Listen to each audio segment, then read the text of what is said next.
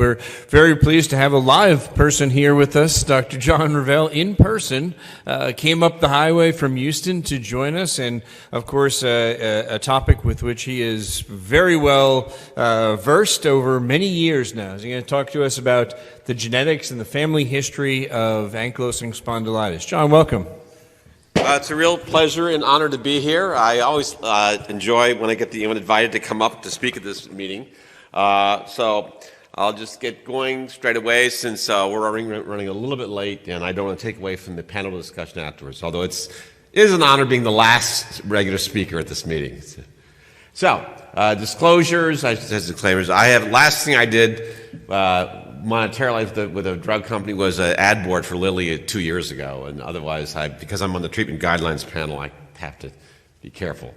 So, what causes ankylosing spondylitis? Well, first of all, it's very clear that genetics are very important here. Let me get myself oriented with the right. There we go. We're going to say a bit more about that.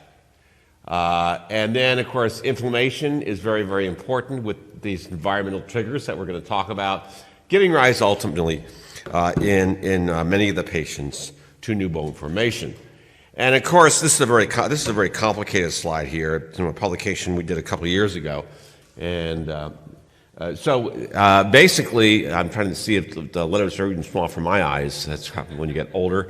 But we have B27. We have genes outside B27 in the major histocompatibility complex.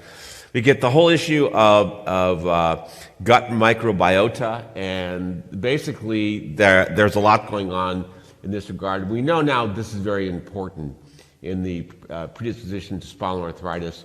Basically, not only do we have issues with gut permeability in first-degree relatives of patients with ankylosing spondylitis, but it seems that the bugs in the gut actually help to program the immune system to trigger the inflammatory process. We don't have this completely worked out yet. This is a very hot area right now still. Rhaminococcus seems to be the biggest and most repeat offender. We do not see the whole Klebsiella story. Over 200 papers, I reviewed everyone, written reviews on this. It was a waste. There's just nothing going on. And I think the final nail in that coffin was the 16S sequencing of the bugs in the gut. I mean, the problem is that the early data were based on culturing the bugs. What was not realized, a lot of the bugs in the gut simply don't culture. And so once the 16S shotgun sequencing of the bugs in the gut, Klebsiella wasn't there to any appreciable or significant extent. Work from Leeds very importantly underscored the issue of mechanical stress as being a triggering and driving factor in this. Gender, we all know the gender issues that with ankylosing spondylitis or radiographic axial SPA, that's going to be very important. And other issues such as anything from lifestyle factors, especially smoking, is a really big problem here. And the fact that the immune system overall in patients with AS is going to be quite a bit different than from those from healthy controls. And so, to summarize the whole that issue, it's the fact that when that's been done since 1973, we're now 50 years. We're 50 years since the discovery of HLA-B27 this year. In fact, next month will be 50 years to the month, April of 1973. So we know that the prevalence of B27 in Caucasians is 6 to 9%. We did NHANES for the first population-based study and found it in whites in the U.S. is 7.5%, in blacks 1.1%, in Mexican Latinos in the United States it was 4.6%. Twin studies have shown concordant rates between 25 and 75% in monozygotic versus 4 to 15% in dizygotic twins. And the reported recurrence rate for first-degree relatives, patients with AS, ranged between 4% and 11%. This was based on not only data I'm going to show you, but some very important work that Matt Brown did back in the 1990s. 90% of patients with AS are B27 positive, unless you happen to come from Lebanon, where it's 40%, and it's funny because if you look at the rest of the Mediterranean basin, it's up to 70, 80%. But Lebanon, somehow it's low, and this is very credible work, so I'm not in any way saying that was patient ascertainment issues. And then blacks, of course, and data that I'll show you, as well as some early data from Asim Khan, with 60% of African Americans. In Africa, it ain't there. There's very little B27 in Africa because B27 and malaria don't mix up very well. Less than 5% of patients that were B27 positive develop AS. However, 20% of B27 positive relatives of patients with AS will develop some type of spondyloarthritis. I'll show you those data. We talked about the twin studies, et cetera. And very importantly, now that we've done these genome-wide association studies, we know that B27 forms about 40% of the overall risk. About another 10% comes from those other 130 genes that I'll show you. And then we have 50% where we don't know what is going on genetically. And that's because what is thought to be rare variants that are occurring in these individuals around the world. So this is a paper we published in the Annals of Rheumatology Disease in 2019, looking at various HLA-B genes associated with AS. And we looked at in whites, 1,948, Han Chinese, 446, and 67 blacks. Blacks have never been studied for anything other than B27, so it's really a first in that regard. We found, of course, the whole issue with, we're looking at not prevalence, but odds ratios, that very high odds ratios we see in blacks. B2705 is the ubiquitous B27 subtype. 02 is specific for whites. 04 is specific for Eastern Asians, so that's why you see it coming up there with a very respectable odds ratio. But we get outside of B27, the next thing that really pops up of note, but much lower odds ratio, is going to be B40. And it's been described in whites, it's been described in Taiwanese Chinese. We found it in Han Chinese from the mainland, and we found it in blacks with the highest odds ratio of all. Okay, then we found negative associations with B7, and we found this in whites, Han Chinese, and in blacks, B15 and B35. So positive and negative associations that cross racial lines. Outside of HLA-B alleles, we then looked at a bunch of other alleles, and what popped up, we looked at the whites was a negative association with, let me get myself, 8% versus 14%, negative association with DRB1 old DR2, and the DQ allele linked to it, as well as way at the other end of the MHC, HLA-DP. And the GWAS data, genetic associates studies, did find noise around HLA-DP. We found it associated with the HLA-DPB10301. Okay? So that's what we described. So, but then I said this could all be the confounding effect of B27 sitting on the chromosome. Maybe it's all LD. So we looked in a couple hundred B27 negative AS patients. Lo and behold, found the same thing. All these other things fell out, but DRB1 negatively associated, and its linked allele, DQB10602, and DPB10301, likewise still positive, even in the B27 negatives. So outside of HLA-B, there are other influences in the MHC that are going to be important here. But what's particularly interesting in that regard, well, before I get to this, is, and I'll show you in some of the subsequent slides, is that HLA-B alleles that are, or HLA alleles that are negatively associated with AS will actually influence the development of complications of AS, as I'm about to get to. But before I do that, let's talk just a little about what B27 does. The old canonical role of an MHC class 1 molecule is to bind a unique antigenic peptide. And this actually came from work that was done here in Dallas in the days of Peter Lipsky. And we've yet to find one. This has been going on since the 1980s. And the other thing is that B27 will misfold in the endoplasmic reticulum, causing an unfolded protein response. B27 haven't changed because of a cysteine residue at position 67, will self-adhere to form homodimers.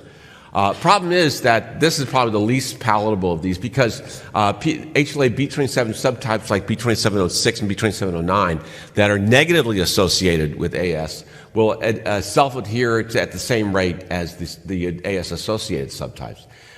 We get the whole issue that people are B27 positive, have altered intracellular killing in certain infections, suggesting that infection or immune response to the infection may act as a trigger. HLA-B is there for a reason. People who are B27 positive live twice as long if they're HIV positive, have a remarkably robust immune response against hepatitis C, and do very much better with influenza than do B27 negatives. And so probably the reason why we see high prevalence of B27 in certain Native American groups is the whole issue that flu epidemics wiped out the B27 negatives and only the B27 positives survived. So it does some good stuff, but it does some not so good stuff too. If you get a bug like chlamydia that can shed its cell wall and get inside your cell, you've got a problem, because B27 does not handle those very well. And finally, I've already talked about the whole issue where B27 may influence the human microbiome and changes the microbiome to predispose to AS. We're up to this is a Manhattan plot, and you've seen this before, over 130 genes have been implicated in predisposition to AS. Genes that are not only seen in AS, like the IL-23 receptor, ERAP1, ERAP2, etc., but also with other types of spondyloarthritis. And the other slide probably summarizes this better. This is, again, from a review we published 2 years ago, where we looked at ankylosing spondylitis, we look at psoriasis, we look at ulcerative colitis, and we look at Crohn's disease. And what we see is that a number of genes are shared by all of them, and on the other hand, that some of the other genes are actually specific for the disease per se. So sort of think of this as the ticket to the theater of spondyloarthritis, and these genes are the seat assignments. And as I'll show you, it goes even beyond that with complications of the disease. In fact, this is a paper that came out by Wang et al. From a group of people from Matt Brown's people in 2020, where he showed, just like we showed the same thing, that although DRB1-1501 is negatively associated with AS, it's positively associated with the development of uveitis. B7, negatively associated with AS, positively associated with uveitis. And of course, our DPB1301 is both associated with AS and with the uveitis complications therefrom, once you correct for the presence of B27. Although I'm not showing the data today, we found a similar thing with HLA-B15, negatively associated with AS in all those ethnic groups, but it's not only from our data, which are going in for publication right now and were presented at ACR 2 years ago, but also from data from Colombia, from Mexico, from Tunisia, and from Belgium, were found to be more likely in patients with peripheral, not axial, peripheral spondyloarthritis. So, but it's not just the genes, but it's also the networks that these genes are engaged in. The IL-17 mediated pathway, and of course, we have all the new medications that target this that are so effective. CD8 T cell function, peptide processing and presentation. I understand there are even some drugs that are in development here. Microbial sensing, NF-kappa B activation, and the like. So all very important. So let's get now to the families. Now, this was the landmark study in this regard. This is Seth Vanderlin's study from 1984, where he did a population study of 2,957 people from Holland. And what he found was that among individuals 45 years of age or older, 21% of B27 positive relatives of B27 positive AS patients have AS, as opposed to only 1.3% of HLA-B27 positive individuals in the population at large. So there's something about familiality that seems to be going on here that, as far as the impact of B27 on developing disease. We thought, well, maybe what's happening is that in these families there's a higher genetic load, that there are these other genes, the ERAP1, the IL-23 receptor and the like, were at play. So Ricky Joshi, who's actually in practice in Beaumont, looked at this with our cohort, looking at 312 probands from multiplex AS families and 190 families where there was no affected first-degree relatives. And we did find that HLA-B27 was significantly more prevalent in familial versus sporadic cases of AS, about 95%. If you're people who are in familial AS would be B27 positive, as opposed to around 85-90% of those where it's not familial. But beyond that, we really didn't see too much more with other genes that this idea of heavier genetic load is at play here. This is looking at a Swedish nested case control study. This is from a national patient registry. So the diagnoses were, and one thing that's great in Europe that they have these registries that we could not do in the U.S. God knows you'd never get them. They had the government having everyone's medical records to have a registry. That just doesn't happen in the United States. And the bottom line is this looking at a national registry, and they matched up an index patient with the age and sex matched up to 50 general population controls. And they found that indeed that the overall risk for familial AS, that the likelihood of AS to be occurring in the family was 19.4. So very significant impact if you have AS of a family member of yours also being more likely to develop AS. I'm going to be talking more about that cohort later. So let's talk about one of the cardinal features of AS, which is chronic inflammatory back pain. There are criteria that are out there, starting with Andre Kalin, 1977, up to the most recent ASAS criteria in 2009. We actually looked at this, and they're all about the same. It's young onset, morning stiffness, improving with back pain with exercise, but not with rest, awakening late at night, alternating buttock pain, all alike. All of these, by the way, a more recent study actually showed that the Berlin criteria performed better than any of the other ones. And that's actually what we use in NHANES. And in NHANES, what we found was looking at chronic, about 19.4% of the U.S. population between the ages of 50 and 70, we found in NHANES to have chronic back pain present every day for at least 3 months. 19.4%. That's a massive unmet need. But what was interesting is that we'll look at regardless of the criteria, Kalin, he says, or either of the two Berlin modifications, we see that the prevalence of inflammatory back pain runs between 5 and 6%. That is nearly a third of those with chronic back pain have chronic inflammatory back pain. It's also noteworthy that women were slightly more affected in men, and of course whites were more commonly affected than the other patient groups. And so we followed it up with a study that was published last year, where we then we looked at everything that's ever been published about back pain. This is over 5,000 articles that Dr. Rian and I spent a huge amount of time on this. And I did the work myself, so I will. And we found, bottom line, there's never been a paper published looking at chronic inflammatory back pain starting later in life. But when we looked at the NHANES data, that 2.9% of the people in the U.S. population had chronic inflammatory back pain beginning after the age of 50. So this is a real entity that no one's ever really studied. Now, there's a reason for that, because after the later years, it gets to be, the concept of IBP gets less specific. It could be late onset axial SpA, or it could be PMR, fibromyalgia, Paget's disease, or osteoarthritis. So that's probably why even the criteria try to rule these people out, and so it's just not studied. So Asim Khan looked at, this is another sort of landmark paper from 1985, looked, and he found that characteristic spondylitic symptoms of having back pain, they weren't talking chronic inflammatory back pain back then, was more likely in B27 positive versus B27 negative family members. That Trina followed that up and found that not only did first-degree relatives fulfilling the ASAS axial SpA or ESG classification criteria have more inflammatory back pain, but they also had a higher level of disease activity and more psoriasis.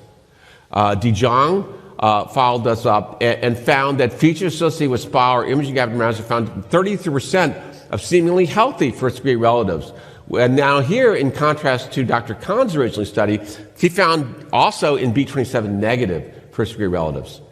Karim Dugam from our group, we've actually published this back in 2020 in RMD Open, looked at 155 first-degree relatives with chronic inflammatory back pain, 82 with mechanical back pain, and 162 with no back pain at all. And we saw that they were pretty much, in fact, we found in the no back pain, they tended to be somewhat older. But what we found that those with inflammatory back pain had much younger age at onset, as you can see, age 26 versus 40 with mechanical back pain. And also a higher likelihood of having heel pain, those who had inflammatory back pain versus mechanical back pain.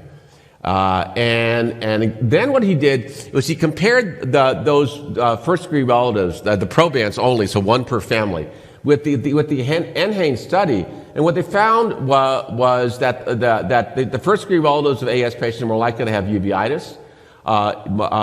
Looking at those with NHANES who had chronic back pain were more likely to have a younger age at onset. Again, as I said, looking at another group, much higher frequency of chronic heel pain, interesting enough.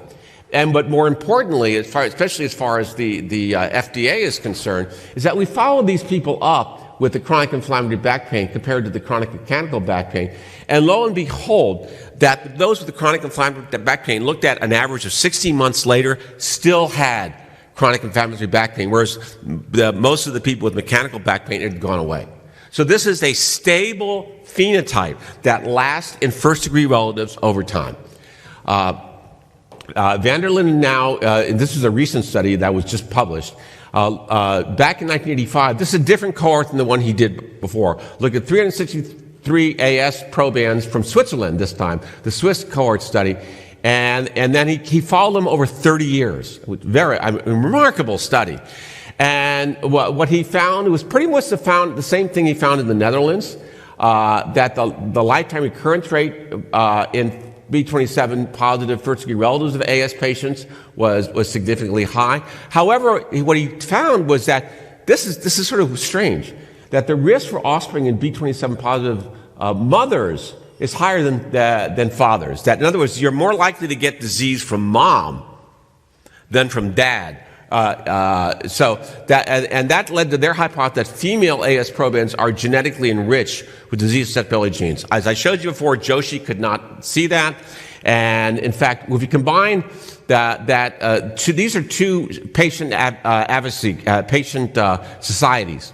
So these are people who are volunteering, and we don't have confirmed diagnosis radiographically. But they found that, again, that we look at the mothers versus the fathers, and we found a higher prevalence in both the Swiss cohort as well as a slightly higher in a UK study of Matt Brown's that was just published, of the mother passing on disease than the father.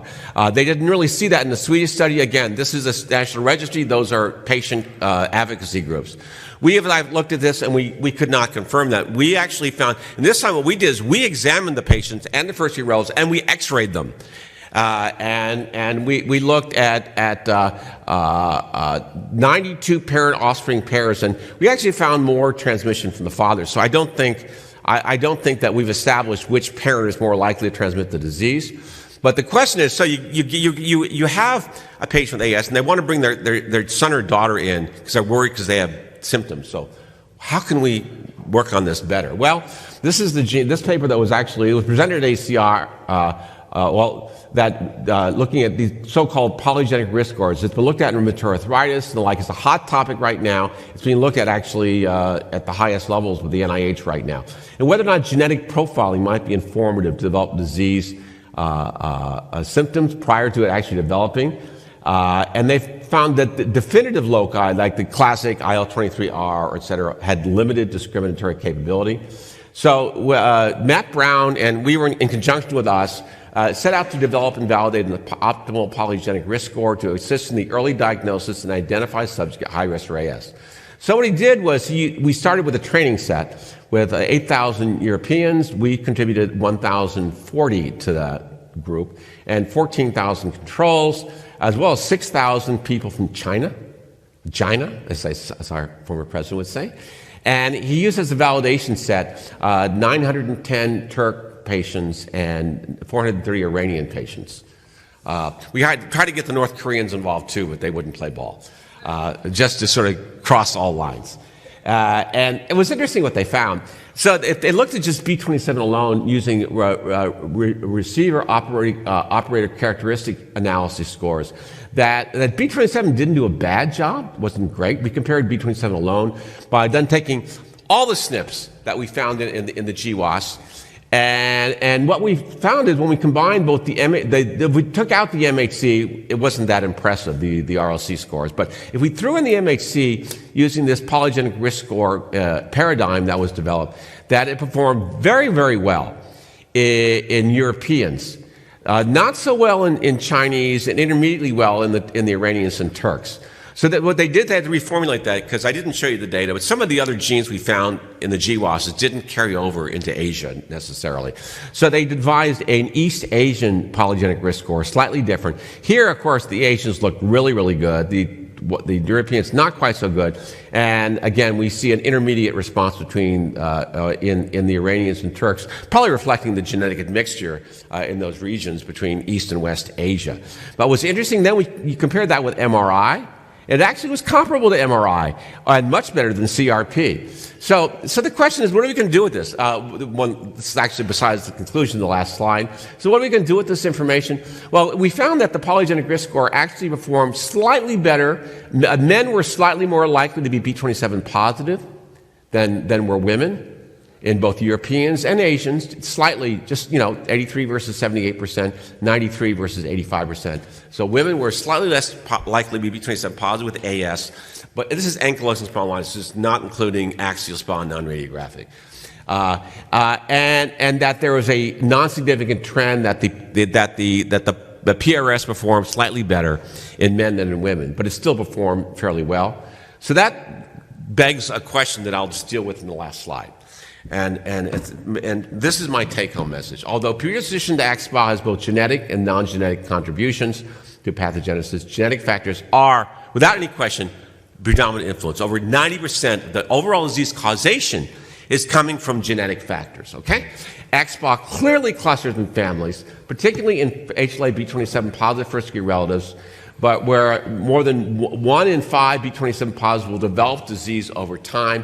Although, and this is important to note, that you will see other features of disease like psoriasis and the like, even in the B27 negatives. And Lord knows I've certainly seen it. The IBP is much more common in first-degree relatives of axial SPA patients compared to the U.S. population, and in those B27 positives persists over time. So it's a stable phenotype. Whether the father or mother is more likely to influence disease transmission is not definitively determined. And despite all those exciting data with the polygenic risk scores, this is the bottom line here. Recent innovations in genetic testing may help in the diagnosis in symptomatic FDRs, we call it. But as a screening tool in asymptomatic relatives, without any question, God knows I've lived this, can cause far more harm than good. So this test may be useful, but only with you have a significant pre-test probability, i.e. a symptomatic individual coming to you. But whatever it is being refined. This is published, and although I have no proprietary interest in this, Dr. Brown is now COO of a genomics company, and so we'll see again where that goes. Thank you very much.